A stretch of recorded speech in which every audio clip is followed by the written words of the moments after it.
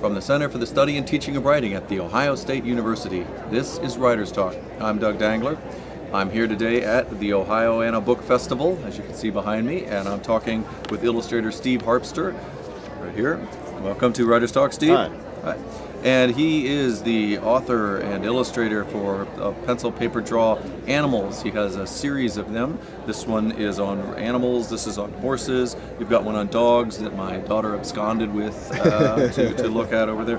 So you're showing people how to draw and leading them through it. Tell me what made you think that this would be a good book to write? Well, I think the thing is as a kid, I loved how to draw books. Mm-hmm. And I was always checking them out of the library, and it just, I introduced the idea to the publisher that I work with, Sterling Publishing, and they jumped at the idea. And I think we did 12 different books on how to draw, and even got into how to draw Mr. Potato Head and how to draw Tonka. But you got to go through all the licensing. Yeah, they licensed those products from Hasbro. Mm-hmm. So, but it just kind of built on itself. I started off doing 6 of them and then did 6 more after that. So. Okay. So what's the process for this? You say, okay, this one's going to be on animals and I'm going to focus on that, but what makes you choose the animal? Is it the ease of drawing? Are there certain animals that are harder to draw than others? No, I didn't go on anything as far as if I thought an animal was really tough to draw, I didn't exit out of the book. I basically just try and break it down to the simplest shapes and allow the children to see that basically the shape is, if you can break everything down to simple shapes, circles, circles and squares and triangles, things like that, you can make a lot of different animals, and creatures are based on that. So like even our head is just a circle. I mean, even our eyes are circles. I mean, you can break anything down to very simple shapes. Okay. Well, you're welcome to do that. I see you've brought a pad and a pen, and our videography over here guy has got a good circular head. So if you'd like to draw him, that would be great. Or you could choose something else out here, whatever. Or I'm just going to draw a real simple cartoon just to illustrate just how, obviously it's circles. Okay. So it's and kind of an 8. Another circle. And then let's just make a sort of a mouth here. Okay. And we're getting all this on one of the cameras there. Okay. It's starting to look like a dog. That's the thing is when I do this in front of kids, they start guessing what it could possibly be. I mean, right now we have a dog, we have a bear, we have it could be a lion. It could be a lot of things, but we'll go with dogs. I'm not buying the lion. Oh, you want to see a lion? I'd like to see you make that into a lion. I'm not kidding. I'm not lying. Sorry. So, do some eyebrows. Like this is gonna be a cartoon lion, of course, not a very ferocious one.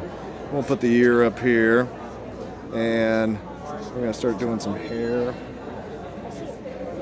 gonna have to turn it around because. Yeah, that's one of the hazards of drawing live drawing for kids. But here I'll start showing some of that mane, and I can't. I can draw from the side. I can't draw from behind the drawing. Okay. That's where it gets tough. More of the mane. Okay.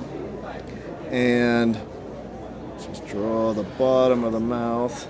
A couple of teeth. See, if you hadn't put any teeth in him, I'd said he was a Detroit lion. But I'm sorry. And there's a real simple sort of lion. Okay.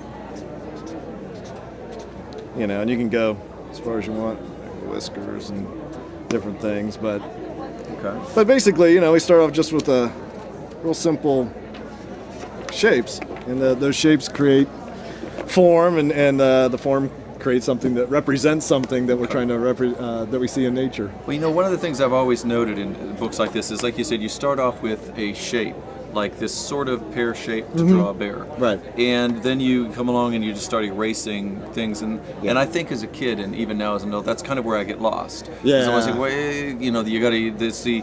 It's knowing what to take away. Well, in the beginning of the book, I kind of demonstrate that you're supposed to start off drawing lightly and then go back. And that's how I draw. I mean, when I draw professionally, I don't use a big Sharpie marker and try and get it right the first time. Right. It works good for camera because the marker shows up. Right. But No, I draw very, very light, and I'll go back over those lines. I mean, I might go over the lines several times before I finally want to decide which lines I'm going to keep. And so that's kind of what I'm just showing. I mean, these books are a tool to just try and get the kid to at least break things down to the simple shapes. And, even if, let's say they draw that pear shape and the lines are still there under the feet of the bear, you can go back over the piece of tracing paper, another piece of paper, put it on top, and then go back over and draw your final drawing, which is what I do when I draw. Yeah. So you use tracing paper? Oh yeah, I'll draw, and I'll draw it real rough, real loose. And I show kids when I do school presentations just how rough an illustration that I do, how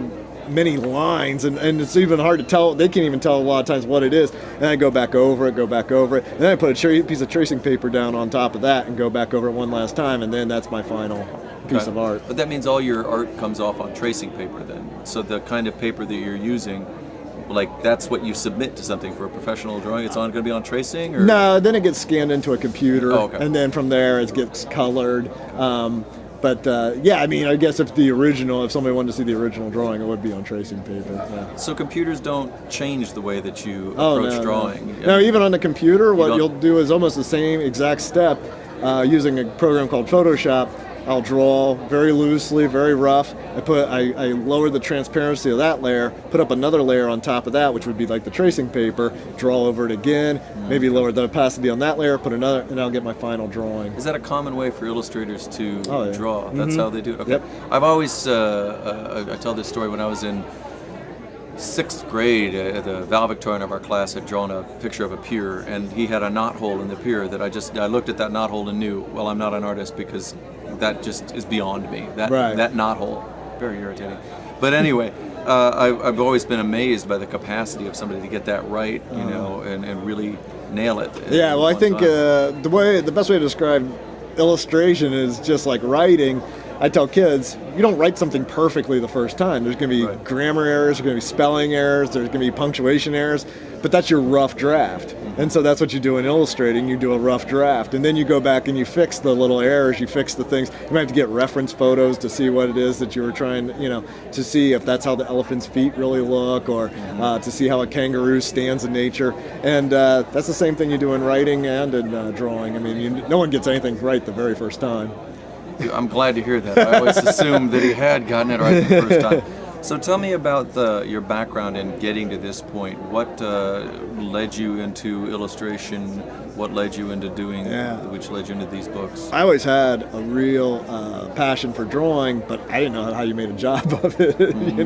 My only influences growing up as far as drawing were Disney cartoons and comic strips. So that's kind of where I geared, was trying to become an animator at Disney, but somewhere that just didn't really fit for me. It wasn't exactly drawing. Animation is a very tedious thing. So I just started researching and looking at what do illustrators do? What is there other things what other kind of fields in art are there? And so I started doing art for greeting cards, and then I worked for a company that did illustrations for T-shirts. They go on T-shirts that are sold at retail stores. I did that for a little while, and then I just started researching about how do you get into publishing, and so it just kind of escalated. Went from one job to the next job to the next job.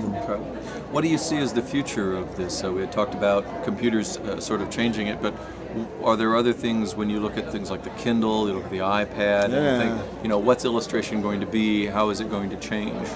I think there's some real neat possibilities with even a how to draw book on an iPad, where you could actually see, maybe have a video of the illustrator drawing along with the person learning about drawing, or the person viewing the book.